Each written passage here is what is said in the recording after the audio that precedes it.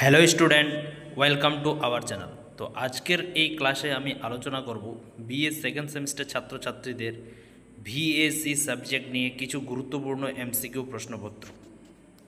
তোমাদের ভিএসি সাবজেক্ট যেটি প্রথম চ্যাপ্টারের first unit introduction to constitutional law and governance, এখান থেকে আমি সর্বমোট 25টি এমসিকিউ প্রশ্নপত্র তোমাদের সামনে তুলে ধরব।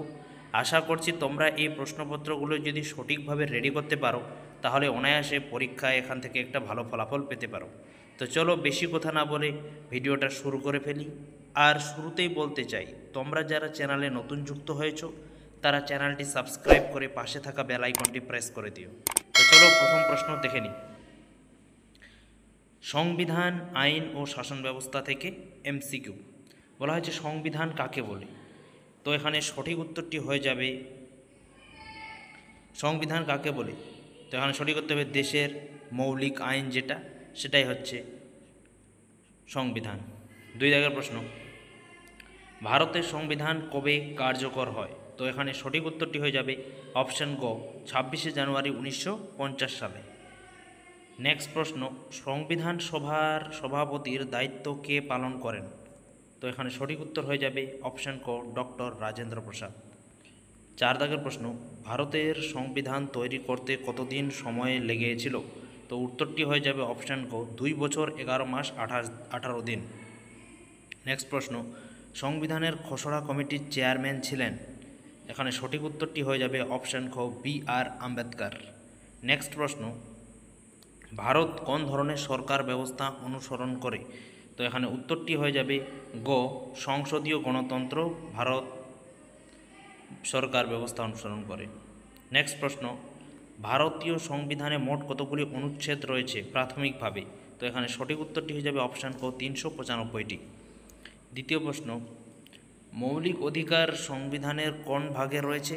তো এখানে সঠিক উত্তরটি হয়ে যাবে অপশান খ, 3য় ভাগে রয়েছে। পরের প্রশ্ন, রাষ্ট্রপতি শপথ করান।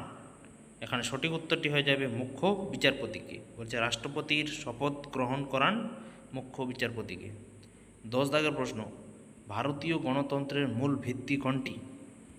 তো এখানে সঠিক উত্তরটি হয়ে যাবে উপরের সবগুলো, অর্থাৎ সাম্য, স্বাধীনতা, ন্যায় বিচার ও উপরের সবগুলি বিষয়। এখানে ভারতীয় সংবিধানের কোন অনুচ্ছেদে জরুরি অবস্থা সম্পর্কিত বিধান রয়েছে। তো এখানে সঠিক উত্তরটি হয়ে যাবে অপশান ক, 352। রাষ্ট্রের নীতি নির্দেশক তত্ত্ব বা ডিরেক্টিভ প্রিন্সিপালস সংবিধানের কোন ভাগে অন্তর্ভুক্ত। তো এখানে সঠিক উত্তর হয়ে যাবে অপশান ক, 4র্থ ভাগে। ভারতের প্রথম মহিলা রাষ্ট্রপতি কে ছিলেন। তো এখানে সঠিক উত্তরটি হয়ে যাবে অপশান ক, প্রতিভা পাটিল। 14 দাগের প্রশ্ন, ভারতের কোন সংবিধান সংশোধনী দ্বারা পঞ্চায়েত ব্যবস্থা সংবিধানে অন্তর্ভুক্ত করা হয়। সঠিক হয়ে যাবে উত্তর খ, 73তম। বিচারের স্বাধীনতা বা ইন্ডিপেন্ডেন্স অফ জুডিশিয়ারি নিশ্চিত করা হয়। সঠিক উত্তরটি হয়ে যাবে অপশান খ, সবগুলির মাধ্যমে। নেক্সট প্রশ্ন, সংবিধান, আইন ও শাসন ব্যবস্থা ও সংক্ষিপ্ত কিছু নোট রয়েছে। সংবিধান কী জিনিস বলেছে, এটি একটি দেশের মৌলিক আইন গ্রন্থ যা রাষ্ট্রের পরিচালনার কাঠামো, ক্ষমতার বিভাজন ও নাগরিকদের অধিকার নির্ধারণ করে। ভারতীয় সংবিধান বিশ্বের সর্ববৃহৎ লিখিত সংবিধান। 26শে জানুয়ারি 1950 সালে কার্যকর হয়। মোট 22টি ভাষায় সংবিধান অনুবাদ করা হয়েছে। মৌলিক অধিকার তো আমরা সবাই জানি যে সংবিধানের 3য় ভাগে আর্টিকেল নাম্বার 12 এবং 35 অন্তর্ভুক্ত, যেমন বাক স্বাধীনতা, সমতার অধিকার, ধর্মীয় স্বাধীনতা ইত্যাদি। রাষ্ট্রপতি, প্রধানমন্ত্রী, রাষ্ট্রপতি হচ্ছেন দেশের সাংবিধানিক প্রধান, প্রধানমন্ত্রী হচ্ছে কার্যনির্বাহী প্রধান ও মন্ত্রিসভার নেতা। বিচার বিভাগে যদি দেখি, ভারতের বিচার ব্যবস্থা স্বাধীন ও নিরপেক্ষ, সর্বোচ্চ আদালত হলো ভারতের সুপ্রিম কোর্ট। তো এই ছিল আজকের বিএ সেকেন্ড সেমিস্টারের ভিএসি 2.2 পেপারের কিছু গুরুত্বপূর্ণ এমসিকিউ প্রশ্নপত্র। তো আশা করছি এই ভিডিওটা তোমাদের ভালো লেগেছে। ভিডিওটা ভালো লেগে থাকলে ভিডিওটা শেয়ার করে তোমাদের বন্ধুদের মধ্যে ছড়িয়ে দিও। আর চ্যানেলে নতুন হলে চ্যানেলটি সাবস্ক্রাইব করে দিও। তো আজকে এই পর্যন্তই, দেখা হচ্ছে আবার পরের কোনো নতুন এক ভিডিওতে।